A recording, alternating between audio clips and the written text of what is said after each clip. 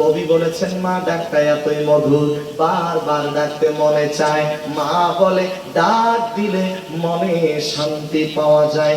মা নাই গৃহে যার, সংসার অরণ্যতার, দেখিলে মায়ের মুখ ভুলে যায় সব দুঃখ। মায়ের দিকে একবার তাকাবেন, একটা কবুল হওয়া হজের সওয়াব। 10 বার তাকাবেন, 10টা কবুল হওয়া হজের সওয়াব। 100 বার তাকাবেন, 100 কবুল হওয়া হজের সওয়াব। চিৎকার দিয়ে জোরে বলেন না সুবহানাল্লাহ।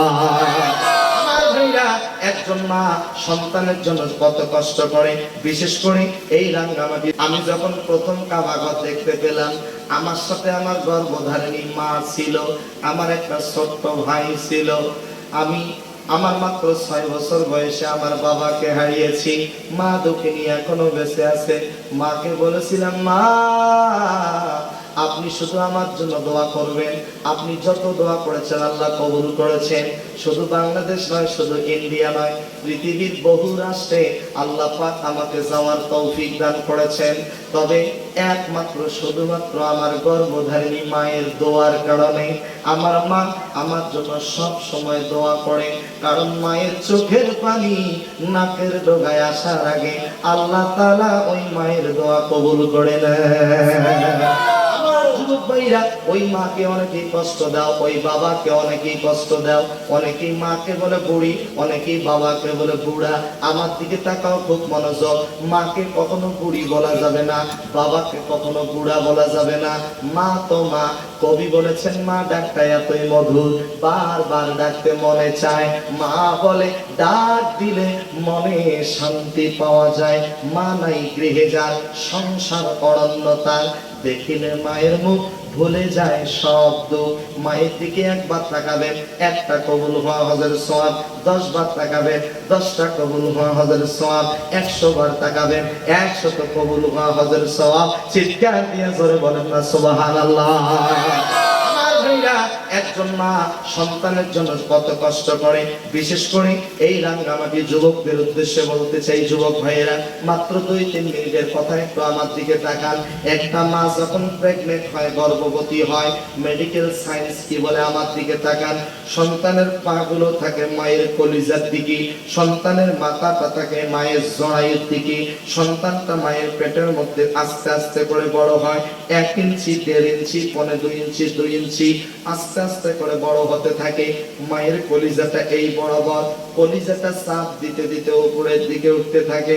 সন্তানটা যখন মায়ের পেটের মধ্যে পাটা একটু নড়ায়, সরাসরি দুঃখিনী মায়ের কলিজায় লেগে যায়। মা দুঃখিনী সহ্য করতে পারে না।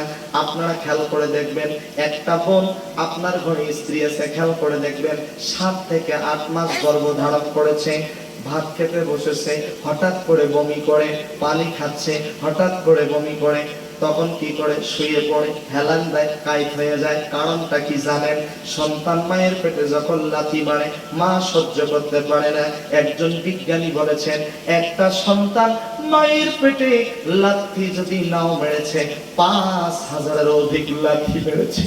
আমরা কেউ মাইনে ছিলাম না, সবাই মায়ের পেটের মধ্যে 5000-এর অধিক লাথি মেরেছি। তবে 3টা লাথি এমন ভাবে দিয়েছি জীবনে কোনোদিন কোনো মা ভুলতে পারে না। সন্তান যখন পৃথিবীতে আসার সময় হয়ে যায়, সন্তানটা মায়ের পেটের মধ্যে 2 পায়ের 10টা আঙ্গুল দিয়ে এত জোরে লাথি মারে, চিল্লায় বলে আত্মহত্যা করবো, বিষ খাবো, ব্যথা সহ্য করতে পারি না। মা সহ্য করতে পারে না। দ্বিতীয়বার যখন আঘাত দিয়েছি, মায়ের জরায়ুর নিচ দিয়া 1/2 বালতির মতো রক্ত জমিনে পড়ে গিয়েছে। কোন কোন মা রক্ত শূন্যতার কারণে ইন্তেকাল করেছেন।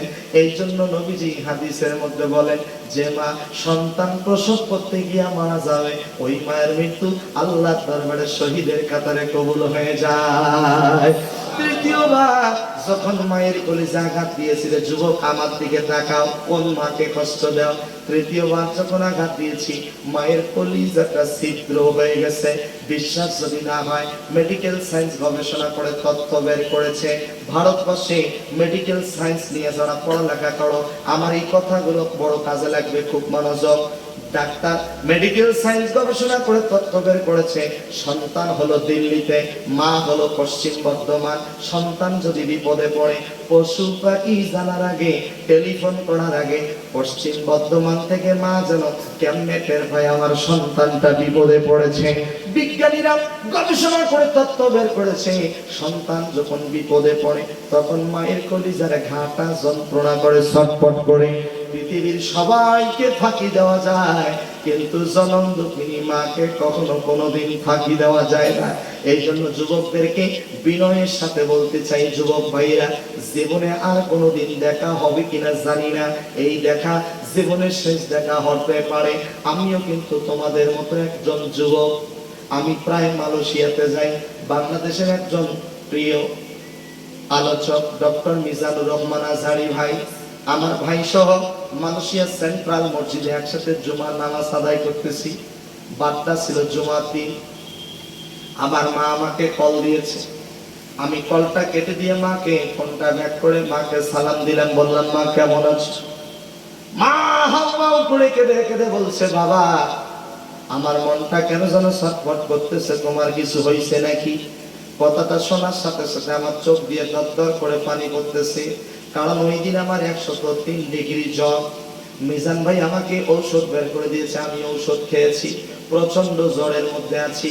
মাকে বুঝতে দিলাম না যে মা আমি অসুস্থ আছি। যদি মাকে বলি মা আরো বেশি টেনশন করবে। মাকে বললাম মা আমার কোনো সমস্যা নাই, আপনি কাঁদবেন না, আমার জন্য দোয়া করবেন। এদিকে আমার চোখ দিয়ে পানি পড়তেছে, ফোনটা কেটে দিলাম, হাউ হাউ করে কাঁদতেছি। মিজান ভাই ডেকে বলে ওমর ফারুক কাঁদো কেন? আমি বললাম ভাই রে, আমি হইলাম মালয়েশিয়া, আমার মা হলো বাংলাদেশে, হাজার হাজার কিলোমিটার ডিস্টেন্স। আমার জ্বর হয়েছে, আমি অসুস্থ, পৃথিবীর কেউ না জানলেও আমার মা দুঃখিনী বুঝতে পেরেছে। পৃথিবী সবাইকে ফাঁকি দেওয়া যায়, কিন্তু জনম দুঃখিনী মাকে কখনো ফাঁকি দেওয়া যায় না। মাহফিল শেষে যখন বাড়িতে যায়, বাড়িতে গিয়ে যখন কলিং বেলটা টিপ দেয়, আল্লাহর নামের কসম করে বলি, আমার স্ত্রী বের হওয়ার আগে আমার মা এসে দরজাটা খুলে দেয়। মাকে বলি মা তুমি কি ঘুমাও না? মা ডেকে বলে বাবারে, কোন সন্তান যদি বাহিরে থাকে, কোন মায়ের চোখে ঘুম আসে না। বিশ্বাস যদি না হয় আপনারা পরীক্ষা করে দেখবেন, আপনাদের মা যাদের এখনো বেঁচে আছে, মাহফিলে যারা আসছেন, বাড়িতে যাওয়ার সাথে সাথে মা ডেকে বলবে বাবা তুমি কি বাড়িতে আসছো রে বাবা? ওই মাকে কেমনে কষ্ট দাও, ওই বাবাকে কেমনে কষ্ট দাও। আমি আমার বাস্তব জীবনে দেখেছি মায়ের দোয়া কখনো বিফলে যায় না। কিছুদিন আগে যখন মদিনাতে গেলাম, মাকে বললাম মা তুমি আমার জন্য দোয়া করবা যেন রিয়াজুল জান্নাতে প্রতিদিন 2 রাকাত নামাজ পড়তে পারি। মা দোয়া করেছে। প্রথম দিন প্রবেশ করেছি, আসহাবে সুফার কাছে গিয়ে 2 রাকাত নামাজ পড়লাম, প্রচন্ড ভিড়, কিন্তু আল্লাহর কাছে বললাম আল্লাহ তুমি তৌফিক দাও আমি যেন সামনের কাতারে 2 রাকাত নামাজ পড়তে পারি। আল্লাহ কবুল করেছেন। কিছুক্ষণ পর দেখি সামনের কাতারে একজন ফাঁকা, ওখানে গিয়ে গেলাম, ওখানেও গিয়ে 2 রাকাত নামাজ পড়লাম। এবার পুলিশরা বলতেছে হাজি আউট আউট, সব হাজিদেরকে বের করে দিচ্ছে, আমিও চলে যাচ্ছি। কিন্তু একদম ফার্স্ট কাতারে গিয়ে দেখি মসজিদে নববীর ইমাম সাহেব দাঁড়িয়ে আছেন। আমি তাকে রিকোয়েস্ট করে বললাম সাহেব আমাকে 2 রাকাত নামাজ পড়ার সুযোগ দেন। তিনি আমার চেহারা দেখে অনুমতি দিয়ে দিলেন। সামনের কাতারে একদম রসুলের রওজার পাশে গিয়ে দাঁড়ায় গেলাম। বাম পাশে রসুলের রওজা, ডান পাশে রসুলের মেম্বার। কি তৃপ্তি বুঝাতে পারবো না। রসুল আর আমার মাঝে আর কেউ নাই। 2 রাকাত নামাজ শেষে যখন সালাম ফিরালাম, তাকায় দেখি ডানে বামে কেউ নাই, সবাই চলে গেছে। কিন্তু মনে মনে ভাবলাম আমি এবার যদি দাঁড়ায় যাই আমাকেও বলবে আপনিও বের হন। আমি সঙ্গে সঙ্গে আমার সেজদায় পড়ে গেলাম। রসুলকে বললাম ইয়া রাসূলুল্লাহ আমার সালাম তুমি গ্রহণ করো। ওগো আল্লাহর নবী আমি তোমার গুনাহগার উম্মত, আমার সালামটা তুমি গ্রহণ করো। আল্লাহে ডানে বামে কেউ নাই, কানের মধ্যে স্পষ্ট ভেসে আসলো কে যেন আমার সালামের জবাব দিয়েছে।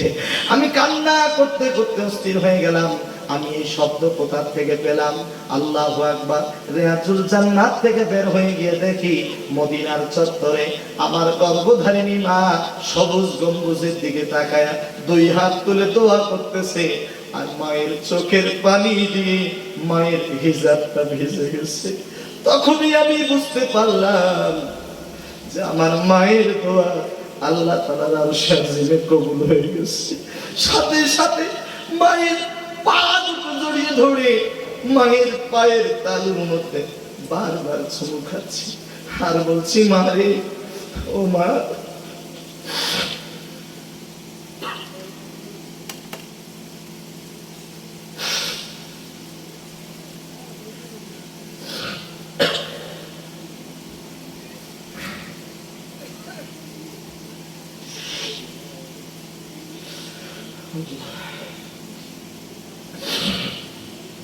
সাথে সাথে মাকে জড়িয়ে ধরে বললাম, মা আপনি দোয়া করবেন আল্লাহ যেন প্রত্যেক বছর মদিনায় আসার তৌফিক দান করেন। আমি আমার বাস্তব জীবনে দেখেছি, মা যদি সন্তানের জন্য দোয়া করি, ওই মায়ের দোয়া কখনো বিফলে যায়। এই জন্য যুবকদেরকে বলবো, যুবক, আল্লাহর পরে যাদের স্থান তারা হচ্ছে পিতা মাতা। মা বাবাকে খবরদার কখনো কষ্ট দেওয়া যাবে না, মা বাবার কখনো অবাধ্য হওয়া যাবে না। মা বাবাকে সম্মান করতে হবে, মা বাবাকে রেসপেক্ট করতে হবে। যাদের মা বাবা দুনিয়া থেকে বিদায় নিয়েছে, দোয়া করি আল্লাহ তাআলা তাদেরকে জান্নাতের উচ্চ মাকাম দান করুন। জোরে বলুন আমিন। আর একটু জোরে বলুন আল্লাহুম্মা আমিন। আমার প্রিয় ভাইরা, আল্লাহর নবী তিনিও তো ইয়াতীম নবী। জন্মের পূর্বে বাবাকে হারিয়েছে, জন্মের কিছুদিন পরে গর্ভধারিণী মাকে হারিয়েছে। নবীও ছিলেন ইয়াতীম।